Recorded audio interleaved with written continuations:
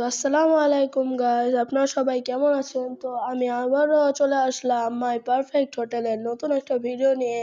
তো এটা ছিল পার্ট 2 এর ভিডিও। তো আমি পার্ট 1 এর ভিডিও আপনাদের সামনে অনেক আগেই এক্সপ্লেন করেছি। তো এখন আপনারা যে ভিডিওটা দেখতে পাচ্ছেন সেটা হচ্ছে পার্ট 2 এর ভিডিও।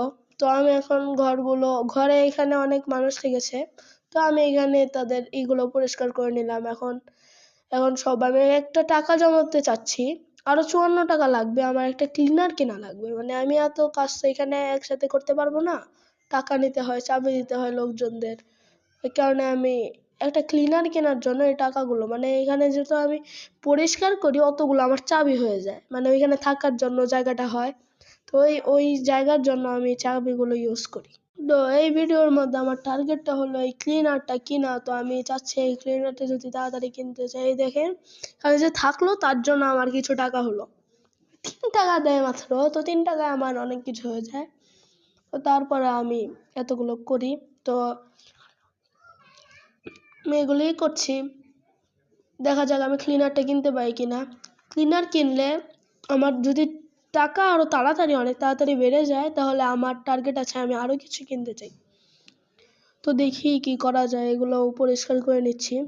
তো ক্লিনারের জন্য টাকা 4টা টাকা দিয়ে দিলাম। তো আমার এই গেমটা খেলার পর একটা জিনিস আমার মাথায় আসছে, যে এই লোকগুলো অনেক পরিমাণের গরিব বলতে আমি যা বলি, গেমিং এর মধ্যে এখানে যারা থাকতে আসে তারা দেখেন কি করে। তারা আমার এক রাত থাকার জন্য, এই পুরা রুমটা থাকার জন্য মাত্র 10টা করে টাকা দেয়। 3টা চাবির জন্য 30 টাকা, 10টা চাবির জন্য। ও সেই ব্রো, আমি তো ক্লিনারটা পেয়ে গেছি।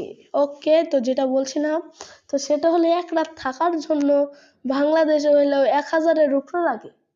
আরো আরো বেশি অনেক জায়গায় লাগে, 1000-এর উপরে বললাম যে, সেটাও লাগে। তো আর এরা মাত্র দেয় 10 টাকা। মানে গেম তো গেমই। তো এখন আমার কাছে, আমি চাচ্ছি যে আরো টাকা জমিয়ে, এখানে একটা টয়লেট আছে, তো এটা আমি বের করতে চাই। তো দেখি টাকা আমাকে জমা হয় নাকি, এই যে চাবিগুলো দিয়ে দিই।